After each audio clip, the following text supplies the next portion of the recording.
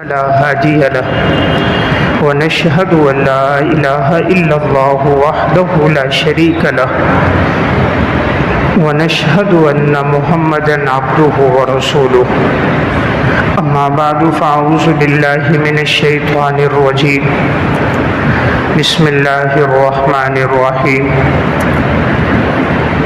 كل نفس ذائقة الموت وإنما توفون أجوركم يوم القيامة فمن زحزح عن النار وأدخل الجنة فقد فاز وما الحياة الدنيا إلا متاع الغرور وقال الله تبارك وتعالى في مقام آخر قل إن الموت الذي تفرون منه فإنه ملاقيكم ثم تردون إلى عالم الغيب والشهادة فينبئكم بما كنتم تعملون وقال الله تبارك وتعالى في مقام آخر يا أيها الذين آمنوا لا تلهكم أموالكم ولا أولادكم عن ذكر الله ومن يفعل ذلك فأولئك هم الخاسرون وقال النبي صلى الله عليه وسلم إن هذه القلوب تصدأ كما يصدأ الحديد إذا أصابه الماء قيل وما جلاؤها يا رسول الله قال كثرة ذكر الموت وتلاوة القرآن صدق اللہ العظیم۔ میرے انتہائی واجب الاحترام قابل صد احترام بھائیوں، دوستوں اور بزرگوں، قرآن کریم میں اللہ رب العزت نے ارشاد فرمایا کل نفس ذائقۃ الموت، ہر انسان نے موت کا ذائقہ چکھنا ہے۔ وَإِنَّمَا تُوَفَّوْنَ أُجُورَكُمْ يَوْمَ الْقِيَامَةِ، بس ہر شخص کو ان کے اعمال کا پورا بدلہ دیا جائے گا قیامت کے دن۔ فَمَنْ زُحْزِحَ عَنِ النَّارِ وَأُدْخِلَ الْجَنَّةَ فَقَدْ فَازَ، بس جو شخص جہنم سے بچ گیا، جنت میں داخل ہو گیا، یقیناً وہی شخص کامیاب ہو گیا۔ وَمَا الْحَيَاةُ الدُّنْيَا إِلَّا مَتَاعُ الْغُرُورِ، دنیا کا ساز و سامان نہیں ہے، دنیا کی زندگی نہیں ہے مگر ایک دھوکہ ہے، یہ ایک دھوکے کا سامان ہے۔ دوسرے موقع پر اللہ رب العزت نے ارشاد فرمایا قل ان الموت الذي تفرون منه فإنه ملاقيكم، یقیناً اگر تم موت سے بھاگنا بھی چاہو تو ضرور تم اس سے ملاقات کرو گے، اور پھر تم سب کو لوٹایا جائے گا اس ذات کی طرف کہ جو پوشیدہ باتوں کا بھی جاننے والا ہے، ظاہری باتوں کا بھی جاننے والا ہے، بس وہ اللہ تمہیں باخبر کر دے گا ان تمام چیزوں سے جو تم دنیا میں عمل کیا کرتے تھے۔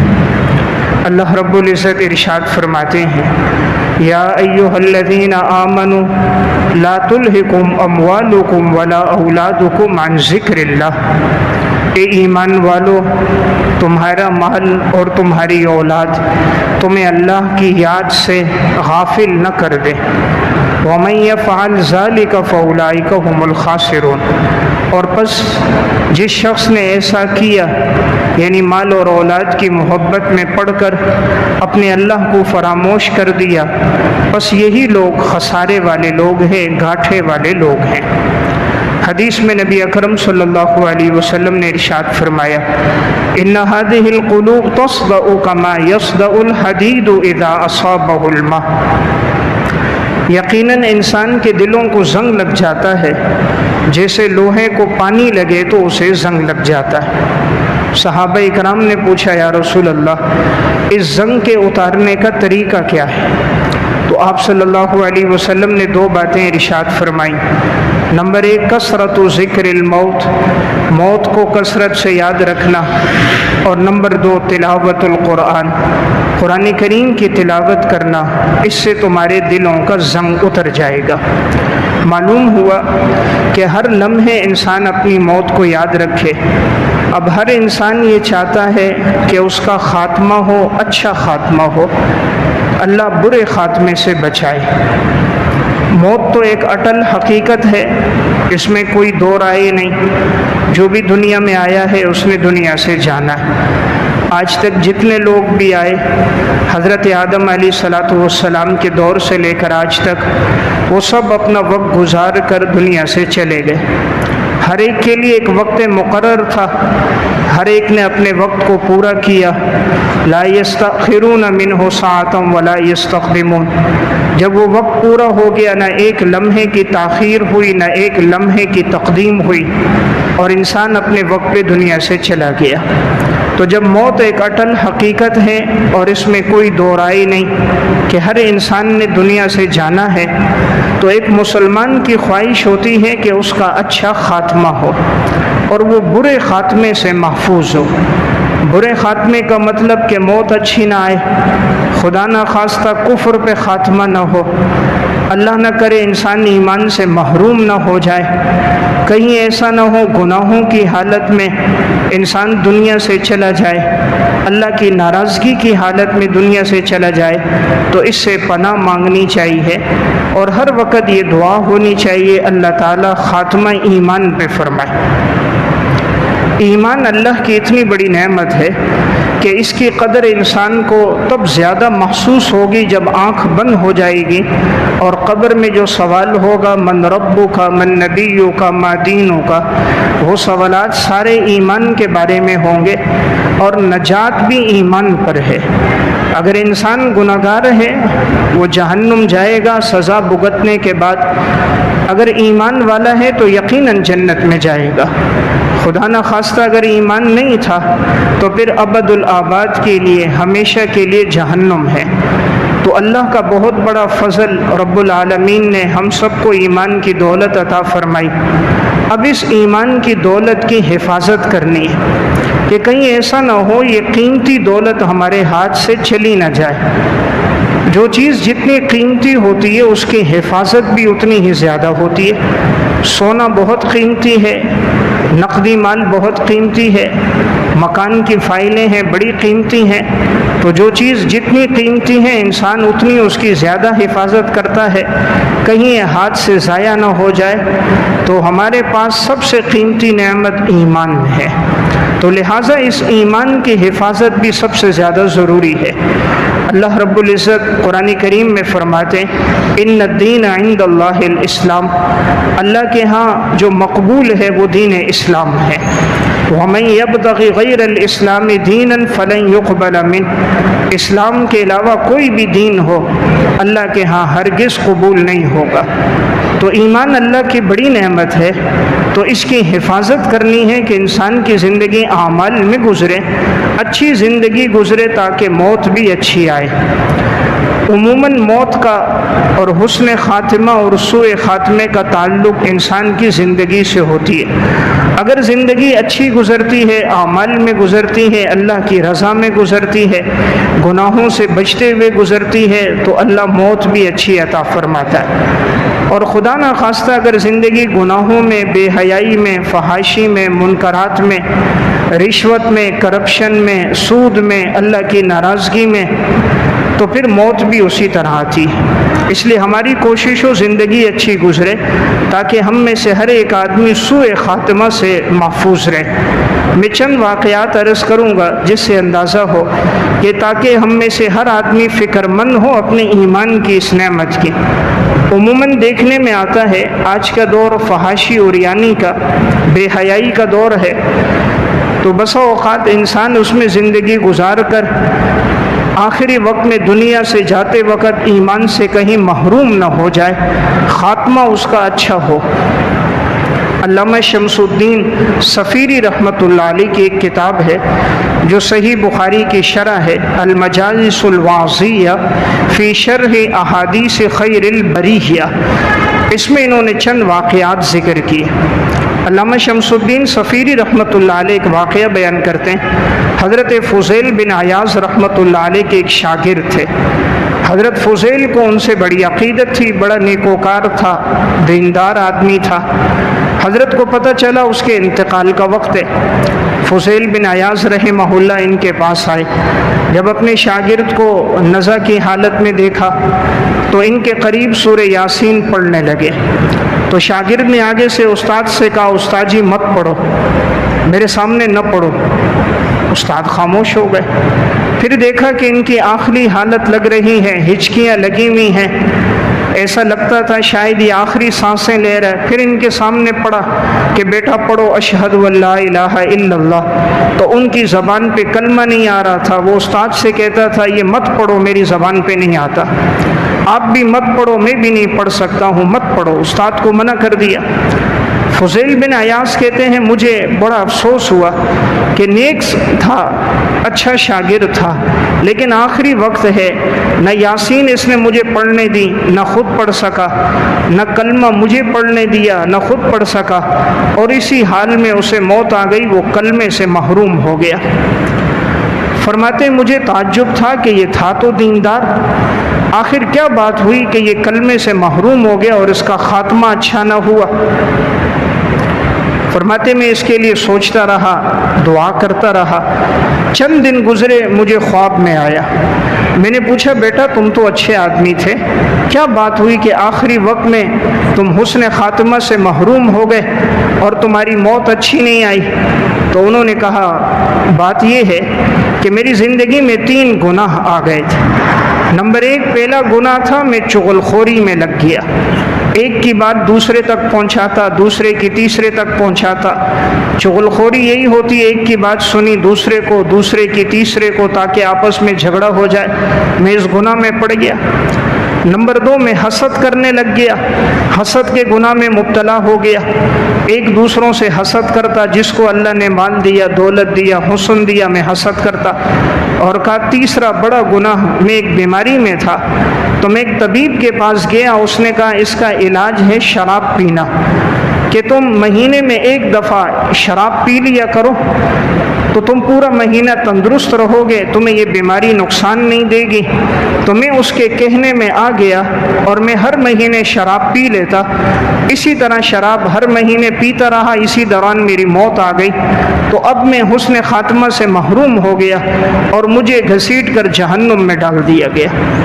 تو دیکھیں سبب کیا بنا، حسد، چغل خوری، شراب پینا، اور اس حال میں موت آ گئی. تو موت بری آ گئی، اچھے خاتمے سے محروم ہو گیا. تو میں نے عرض کیا زندگی اچھی ہو تاکہ خاتمہ بھی اچھا ہو. خدا نہ کرے ہمارا سوء خاتمہ نہ ہو. ہمیشہ دعا ہو اللہ ایمان والی موت، کلمے والی موت نصیب فرما دے. علامہ شمس الدین صفیری رحمہ اللہ نے اسی شرح میں ایک اور واقعہ لکھا. کہا 2 بھائی تھے. ایک بھائی بڑا عبادت گزار تھا، صوم و صلات کا بڑا پابند تھا، دیندار تھا. ایک بھائی گناہگار تھا، فسق و فجور کی زندگی میں وقت گزارتا تھا. ساری زندگی لہو لعب میں، بے حیائی میں، فحاشی میں وقت گزرتا. تو یہ جو بڑا بھائی تھا یہ اوپر مکان میں اوپر رہتا تھا، چھوٹا بھائی نیچے رہتا تھا. 40 سال عمر گزر گئی. بڑے کی عمر 40 سال نیک اعمال میں، دینداری میں گزری. دوسرے کی 40 سال گناہوں میں گزر گئے. تو ایک دفعہ شیطان انسانی صورت میں اس نیکوکار کے پاس آیا. کہا بھئی تو نے تو اپنی زندگی نیک اعمال میں گزاری ہے، تیری زندگی تو ابھی بہت لمبی ہے، تو 80 سال زندہ رہے گا، 40 سال تیرے اب بھی باقی ہیں، مجھے پتہ ہے. تو تو ایسا کر کیوں اپنے آپ کو مشقت میں ڈالا؟ کچھ زندگی عیش و عشرت میں گزار دے، اس کے بعد توبہ کر دینا، اللہ غفور الرحیم ہے، معاف کر دے گا. جیسے تیرا بھائی زندگی گزار رہا ہے تو بھی زندگی گزار. کیوں اپنے آپ کو اتنا پابند کیا ہوا ہے تو نے کہ ہر لمحے نافرمانی سے بچتا ہے؟ زندگی بڑی طویل ہے، 40 سال تیری عمر اب باقی ہے، تو کیوں نہ کچھ زندگی لہو لعب میں گزار دے.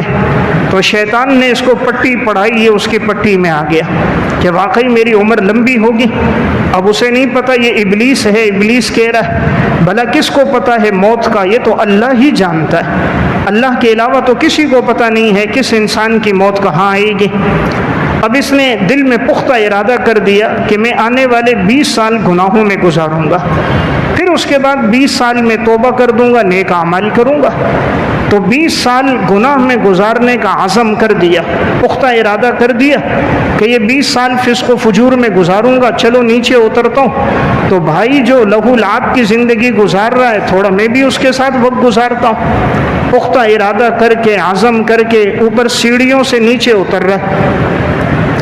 نیچے جو بھائی رہتا تھا، جس کی زندگی 40 سال سے گناہوں میں گزر رہی تھی، اچانک دل میں خیال آ گیا اور ایک دم رونے لگ گیا کہ میری زندگی تو گناہوں میں گزر رہی ہے، بالوں میں سفیدی آ گئی۔ اچانک شیشے میں جو دیکھا تو بال سفید نظر آنے لگ گئے۔ تو کہا میرا بھائی اچھا اعمال میں زندگی گزار رہا ہے، میری زندگی گناہوں میں، اس حال میں موت آ گئی، اللہ کا سامنا کیسے کروں گا؟ تو فوراً ہی اس وقت آنسو بہائے، رونے لگ گیا۔ وضو کیا، مصلی بچھایا، 2 رکعت نماز پڑھی، اللہ کے سامنے رویا، توبہ کی صدق دل کے ساتھ کہ یا اللہ میں آئندہ گناہ نہیں کروں گا، زندگی اعمال میں دین پر تیری رضا پہ زندگی گزاروں گا۔ اور اب سوچ رہا اپنے بھائی کے پاس اوپر چڑھتا ہوں کہ اس کی زندگی تقویٰ میں گزرتی ہے، اس کی صحبت اختیار کروں، تھوڑا وقت اس کے ساتھ گزار دوں۔ اب یہ نیچے سے اوپر چڑھ رہا ہے کہ نیک بھائی کی صحبت میں رہ کر وقت گزاروں، اوپر سے بھائی نیچے اتر رہا ہے کہ زندگی میں نے اعمال میں گزاری، اب زندگی گناہوں میں ذرا گزاروں، لہو لعب میں بعد میں توبہ کر دوں گا۔ تو نیچے والا حسن نیت سے اوپر چڑھ رہا ہے، اوپر والا گناہ کا پکا ارادہ کر کے نیچے اتر رہا ہے۔ تو سیڑھیوں سے اتر رہا تھا، پاؤں پھسلا، اوپر والے کا پاؤں پھسلا، وہ پھسلتا ہوا نیچے والے پر جو زور سے آ کر لگا، دونوں کے سر آپس میں ٹکرائے، دیوار سے لگے، دونوں بھائیوں کا انتقال ہو گیا۔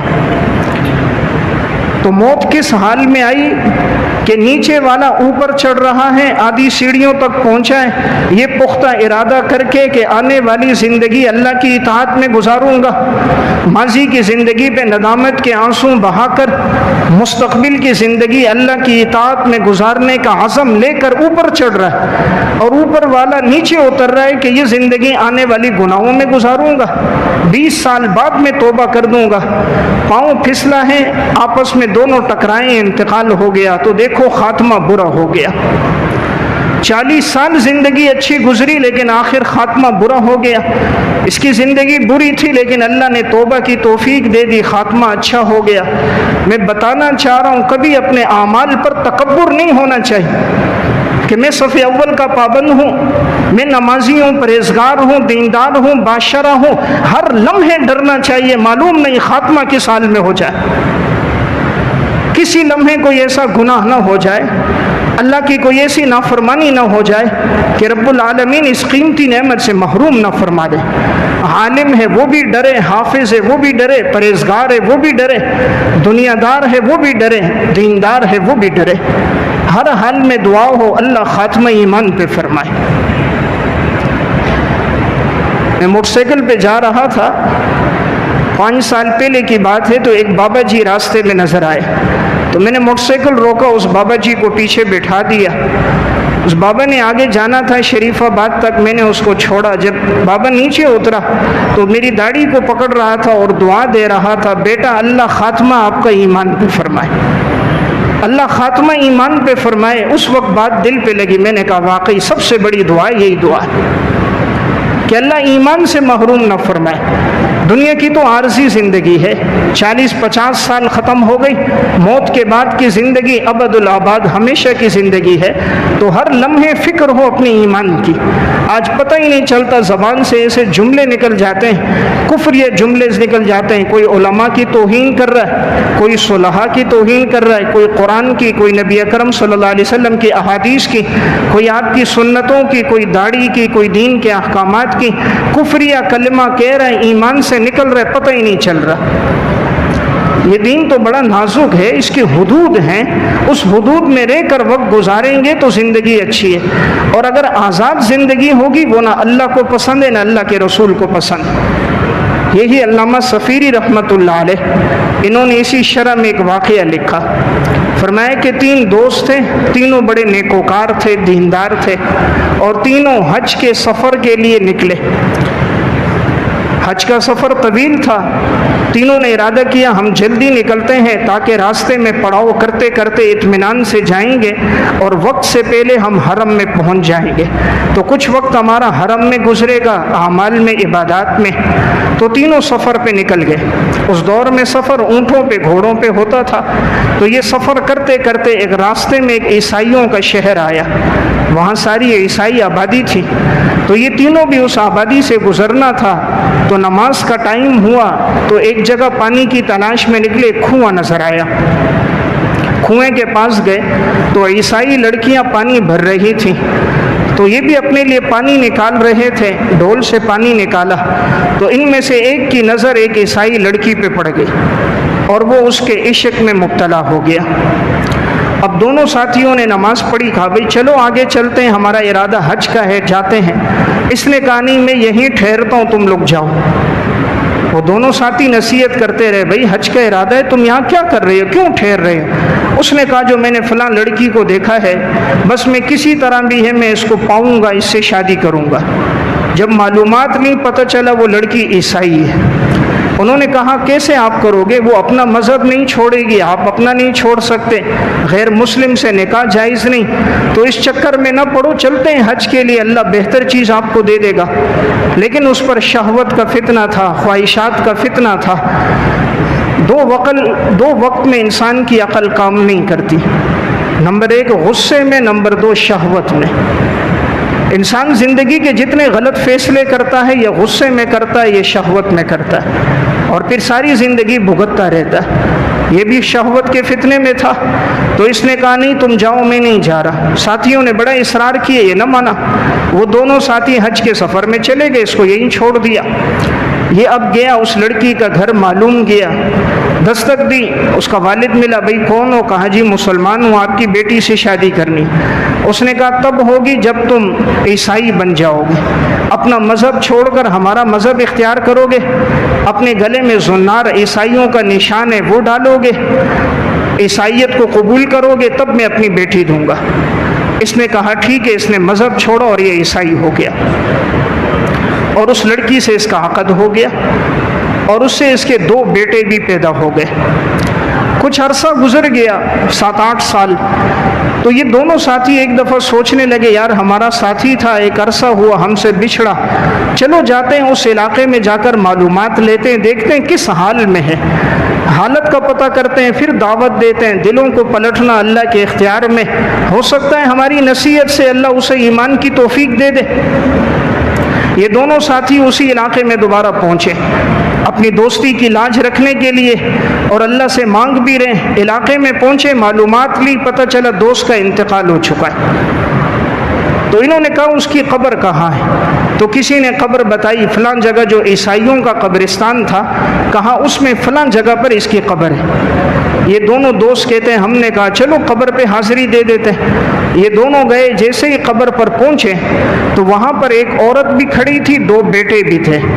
ایک بیٹے کی عمر تقریباً 5 سال، ایک کی 6 سال، اور ایک عورت بھی وہاں قبر کے پاس کھڑی ہے، رو رہی ہے، بچے بھی وہیں کھڑے۔ تو یہ وہاں پر جب گئے، ان کو بتایا گیا یہ قبر ہے، تو یہ دونوں ساتھی بھی وہاں رونے لگ گئے کہ ہمارا ساتھی تھا، نیک تھا، لیکن خاتمہ کفر پہ ہو گیا، عیسائی ہو کے مر گیا۔ تو یہ دونوں ساتھی رو رہے تھے، اس کی ماضی کی زندگی کو اور ان واقعات کو یاد کرتے تھے۔ اس عورت نے پوچھا تم دونوں کیوں رو رہے ہو، تم اس کے کیا لگتے ہو؟ انہوں نے کہا یہ ہمارا دوست تھا، ہم تینوں حج کے سفر میں نکلے تھے، یہاں اس نے تمہیں دیکھا تھا شاید، اور تمہارے اس میں فتنے میں پڑا اور یہ حج پہ نہیں گیا اور یہیں رہ گیا۔ تم اس کی بیوی ہو؟ اس نے کہا ہاں میں اس کی بیوی ہوں۔ پھر انہوں نے اس کے صوم و صلات کے واقعات سنائے، اس کا تذکرہ کیا، اس کی دینداری کے واقعات سنائے۔ جب یہ دونوں دوست اپنے دوست کا تذکرہ کر رہے تھے، ماضی کے احوال واقعات سنا رہے تھے، تو اس کی بیوی کی آنکھوں سے آنسو بہنے لگ گئے، اور اس کے بچے بھی ماں کو دیکھ کر رونے لگ گئے۔ کہا اصل مذہب اسلام ہے، چلو آپ کا شوہر چلا گیا، آپ اسلام قبول کر دو۔ اس عورت نے کہا مجھے کلمہ پڑھاؤ، میں مسلمان ہوتی۔ ان دونوں نے کلمہ پڑھایا، وہ عورت مسلمان ہو گئی۔ اس نے اپنے بچوں سے کہا بیٹو تم بھی کلمہ پڑھو، آپ کے باپ سے غلطی ہو گئی، عیسائی ہو گیا، اصل مذہب اسلام ہے۔ تو دونوں بچوں کو کلمہ پڑھایا، وہ بھی مسلمان ہو گئے۔ یہ دونوں ساتھی کہتے ہیں ہماری آنکھوں سے آنسو بہہ رہے تھے، ہمارا جو ساتھی مسلمان تھا، حج کے سفر پہ تھا، اس کا انتقال کفر پہ ہو گیا، جس کی خاطر اس نے کفر قبول کیا تھا، اللہ نے اس کو ایمان کی توفیق دے دی۔ بیوی مسلمان ہو کر مر گئی، بچے اسلام کی حالت پر، اور خود ان کا انتقال کفر پہ ہو گیا۔ تو میں ایک بات عرض کر رہا ہوں، ہر لمحے ڈرنا چاہیے، اللہ سے دعا کرنی چاہیے، اللہ تعالیٰ خاتمہ ایمان پہ فرمائے۔ یہ اللہ کی بہت بڑی نعمت ہے، ایمان کی نعمت۔ بسا اوقات انسان کسی گناہ کی وجہ سے ایمان سے محروم ہو جاتا ہے۔ ایک واقعہ علامہ واقدی رحمۃ اللہ علیہ کی ایک کتاب ہے فتوح الشام، اس میں انہوں نے ایک واقعہ لکھا۔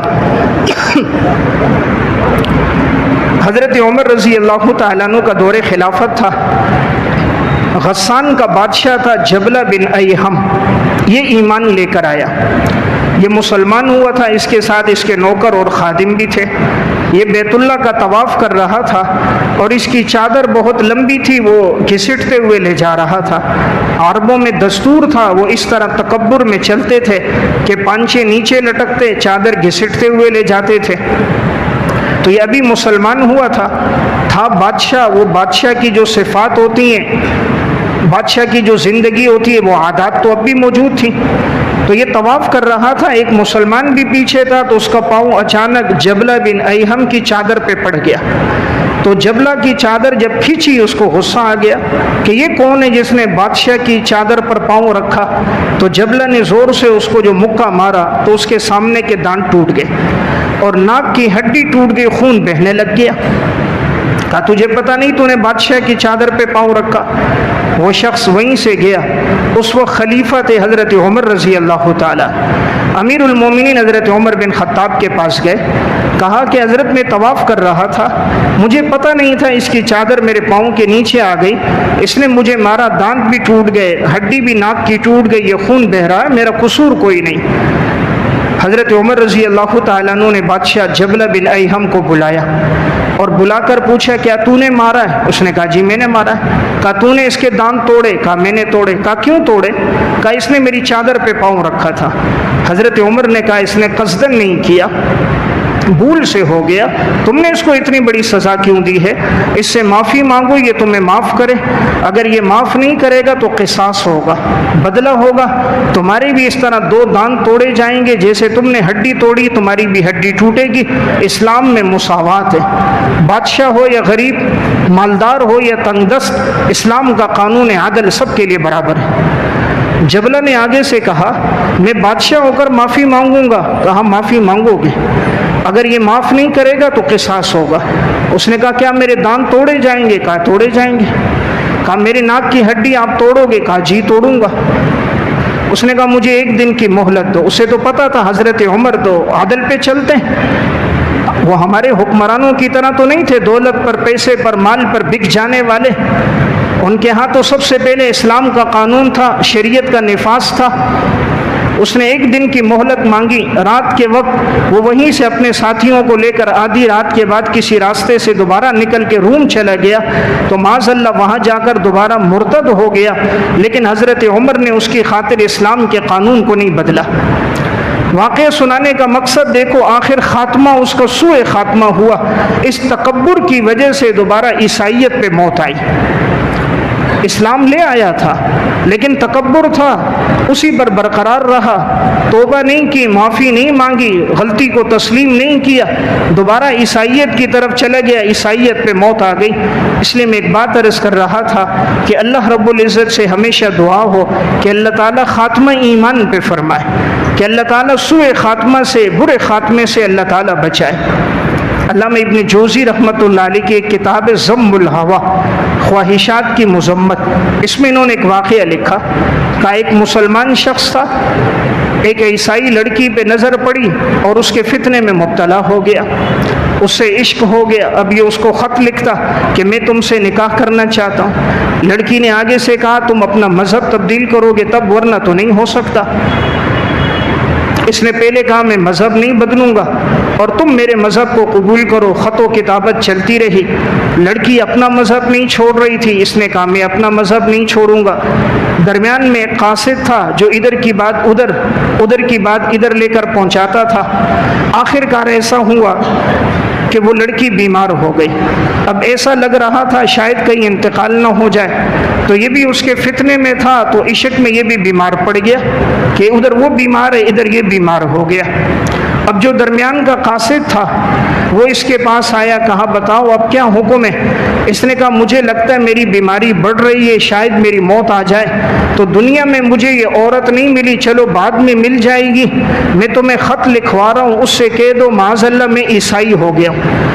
اور اس نے کلمہ کفر کہہ دیا، اسلام سے نکل گیا، معاذ اللہ رسول اللہ صلی اللہ علیہ وسلم کی توہین تذلیل کر کے کہا میں مذہب اسلام کو چھوڑ رہا ہوں تاکہ مجھے یہ لڑکی مل جائے اور اس کو جا کر میرا پیغام دے دو کہ میں عیسائی ہو چکا ہوں۔ یہ قاصد یہ لکھتا رہا۔ اب یہ یہاں سے وہاں لڑکی تک جب پہنچا تو پتہ چلا وہ لڑکی بھی بیمار ہے۔ اس کے والد کے پاس گیا کہ ایک پیغام ہے، اس نے کہا ہماری بچی تو بہت بیمار ہے، کہا اس کو ایک پیغام دینا ہے۔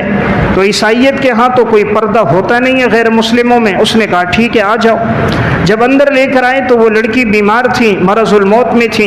اس نے اس کو کہا کہ مجھے تو وہ نہ مل سکا، وہ اسلام پہ تھا اور اس کا مذہب ہی سچا مذہب ہے، میرا دل یہ کہتا ہے، میرا ضمیر کہتا ہے اسلام سچا مذہب ہے، تم مجھے کلمہ پڑھاؤ میں مسلمان ہوتی ہوں۔ تو یہ شخص جو قاصد تھا یہ تو مسلمان تھا، کہتے میں نے اس کو کلمہ پڑھایا، وہ عیسائی لڑکی مسلمان ہو گئی، اور پھر اس نے مجھے پیغام دیا کہ اس کو بتا دینا کہ میں مسلمان ہو گئی ہوں، اگر دنیا میں ملاقات نہ ہوئی آخرت میں ملاقات ہو جائے گی۔ کہتے جب میں نے اس کی ساری باتیں سنی کہ وہ مسلمان ہو گئی ہے، میرے سامنے اس نے کلمہ پڑھ دیا، اب میں اس کو کلمے کی تلقین کرنے لگا، وہ دوبارہ کلمہ پڑھ رہی تھی، میں نے کہا شہادت کی انگلی اٹھاؤ، اس نے اٹھائی، تو میں نے کہا ماضی کی زندگی پہ اللہ کے سامنے آنسو بہا لو، توبہ کر لو، تو کہا وہ میرے سامنے رونے لگ گئی، اللہ کے سامنے توبہ کی، کلمہ پڑھا، کہا میرے سامنے اس کا انتقال ہو گیا۔ تو یہ شخص کہتا ہے بڑے تعجب کی بات تھی، جس نے زندگی اسلام پہ گزاری وہ عشق کے فتنے کی وجہ سے عیسائی ہو کر مرا، اور جس لڑکی پر عاشق تھا جو عیسائی تھی اللہ نے اس کو کلمے کی تلقین کی، ایمان پر موت آ گئی۔ اس لیے نبی اکرم صلی اللہ علیہ وسلم فرماتے تھے کہ ہر وقت انسان کو آخرت کا ڈر ہو۔ آپ نے فرمایا کبھی ایسا لگتا ہے کہ انسان ایک بالش ایک گز قریب ہے اور نامہ اعمال سبقت کر جاتا ہے اور خاتمہ کفر پہ ہو جاتا ہے، کبھی زندگی فسق و فجور گناہوں میں گزرتی ہے، تقدیر سبقت کر جاتی ہے اور خاتمہ ایمان پر اور اچھی حالت پہ ہو جاتا ہے۔ تو میں ایک بات عرض کر رہا تھا، ہمیشہ اللہ سے دعا ہو اللہ تعالیٰ ایمان والی موت نصیب فرمائے، سوء خاتمہ سے اللہ تعالیٰ حفاظت فرمائے۔ آج کے دور میں دیکھنے میں آتا ہے مال کی محبت ہے، دولت کی محبت، پیسے کی محبت، بسا اوقات یہی محبت ہوتی ہے اور یہ انسان کی جان لے لیتی ہے۔ علامہ ابن جوزی رحمۃ اللہ علیہ کی کتاب سعید الخاطر، اس میں انہوں نے چند واقعات لکھے، اسی میں انہوں نے ایک واقعہ لکھا، کہا ایک باپ تھا، اس کے 2 بیٹے تھے، ایک بیٹی تھی۔ باپ بہت بیمار ہو گیا، لگتا تھا شاید کہیں انتقال نہ ہو جائے، اپنے ایک بیٹے کو بلایا جو بیٹا اس کا خدمتگار تھا۔ باپ نے بیٹے سے کہا بیٹا مجھے لگتا ہے کہیں اس مرض میں موت نہ آ جائے، تمہارا ایک بھائی جو ہے وہ نافرمان ہے، لہو لعب کی زندگی گزارتا ہے، تمہاری بہن کا نکاح ہو چکا ہے اور اس کا داماد بھی اچھا نہیں ہے، اس کی زندگی بھی گناہوں میں ہے، تم نیکوکار ہو، میرے خدمتگار ہو، تو میں نے فلاں جگہ 1000 دینار دفنائے ہیں، اگر اس بیماری میں موت آ گئی مجھے بیٹا وہاں سے نکال دینا، وہ سرمایہ تمہارا ہوگا۔ باپ نے بیٹے کو اطلاع دی، بیٹے نے جیسے خبر سنی، اب یہ بھی نہیں کہ باپ کی خدمت کروں انتقال ہو بعد میں لوں، وہ فوراً تھوڑی دیر کے بعد گیا، وہ جگہ کھودی، 1000 دینار نکال دیے۔ اللہ کا کرنا باپ ٹھیک ہو گیا۔ علامہ ابن جوزی لکھتے ہیں اب بیٹا بیمار ہو گیا، اب جب مرض الموت ہے، باپ بیٹے سے کہتا بیٹا مجھے بتا وہ 1000 دینار کہاں ہیں؟ جہاں میں نے رکھے تھے وہاں تو نہیں ہے۔ کہا میں نے نکالے۔ کہا مجھے جلدی بتا، کہیں ایسا نہ ہو تو اس حال میں مر جائے۔ دیکھ میں نے دوسرے بھائی کو نہیں بتایا، تیری بہن کو نہیں دیا، تجھے دیا، تیرے اوپر اعتماد کیا، مجھے بتا۔ بڑی منت سماجت کی، بیٹا نہیں بتا رہا تھا، آخر کار اس نے بتا دیا۔ باپ نے وہ مال نکال دیا۔ اللہ کا کرنا، اب بیٹا ٹھیک ہو گیا۔ چند ماہ گزرے، ابن جوزی لکھتے ہیں باپ دوبارہ بیمار ہو گیا۔ اب یہ بیٹا پھر خدمت کر رہا ہے، باپ سے کہتا ہے ابا جان بتانا وہ 1000 دینار کہاں ہیں؟ باپ یہی سمجھتا رہا میں ٹھیک ہو جاؤں گا، پہلے بھی بڑی مشکل سے اس سے نکلوائیں، یہ پیسہ دیتا نہیں ہے۔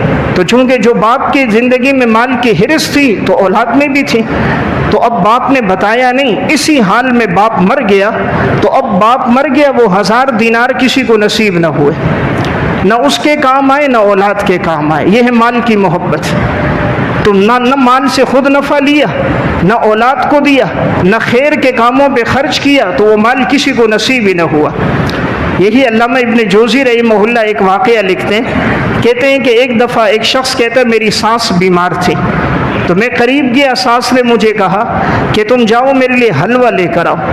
کہتے ہیں میں گیا اور میں حلوہ خرید کے لایا اپنی ساس کے لیے، لا کر اس کو دے دیا۔ میں دوسری جگہ اپنے اعمال میں تھا، تو کچھ وقت گزرا تو میرا جو چھوٹا بچہ تھا اس نے کہا کہ جو ساس ہے وہ تو دادی اماں جو ہیں اس کو دیکھ رہا ہوں وہ تو سونے کے دینار نگل رہی ہے، منہ میں ڈالتی ہے نگلتی ہے، سونے کے دینار منہ میں ڈال رہی ہے، حلوے کے ساتھ لپیٹ کے نگل رہی ہے۔ اب یہ کہتا ہے میں دوڑتا ہوا آیا، پہنچا، جو دیکھا تو سانس وہی دینار نگل رہی۔ میں نے اس سے کہا تم کیا کر رہی ہو؟ کہا نہیں مجھے لگتا ہے کہیں ایسا نہ ہو میری موت کے بعد تو شادی کر لے اور میری بیٹی کو چھوڑ دے۔ اس نے کہا نہیں میں کوئی شادی نہیں کروں گا، آپ کی بیٹی کے ساتھ ہی رہوں گا۔ تو آخر میں نے اس کو یقین دلایا، تو جو دینار باقی تھے اس نے مجھے دے دیے۔ کہا اس دوران اس کا انتقال ہو گیا۔ انتقال ہوا، ہم نے اس کی تدفین کر دی۔ چند ماہ گزرے تو کہتے میرے بیٹے کا انتقال ہوا، تو جہاں ہم نے ساس کی تدفین کی تھی تو میں نے وہیں ساتھ قبر کھدوائی اپنے بیٹے کے لیے۔ تو اس جگہ میں جب قبر کھودی گئی تو نیچے سے ہماری ساس کی ہڈیاں نکلیں، تو میرے دل میں تھا کہ اس نے ضرور دینار کھائے ہوں گے۔ تو جو گورکن تھا میں نے اس سے کہا یہ رقم مجھ سے کچھ لے لو، یہ ہڈیاں مجھے دے دو، میں اس کو دوسری جگہ دفنا دوں گا اور یہاں ہمارے بچے کو دفنا لیتے ہیں۔ کہا میں نے اس سے ہڈیاں لیں، لے کر اپنے گھر آیا، اس پر پانی ڈالا اور اس کو جب چھڑکا تو نیچے اس کے جسم سے 80 دینار نکلے۔ تو گویا موت کے وقت مال کی ایسی حرص، دنیا کی ایسی محبت کہ وہ سونے کے دینار لیتی رہی، منہ میں ڈالتی رہی اور 80 دینار نکل گئی۔ تو علامہ ابن جوزی فرماتے تھے دنیا میں ایسے حریص بھی گزرے ہیں، نہ وہ مال ان کی ذات کو نفع دیا، نہ اولاد کو نفع دیا، نہ وہ مال دین کے کاموں میں خرچ ہوا، تو موت بھی آ گئی، نافع بھی نہیں بنا۔ دوسری طرف تربیت کا کیا اثر ہے؟ میں ایک واقعہ سنا کے بعد سمیٹتا ہوں کہ صحابہ کی تربیت کیسی تھی۔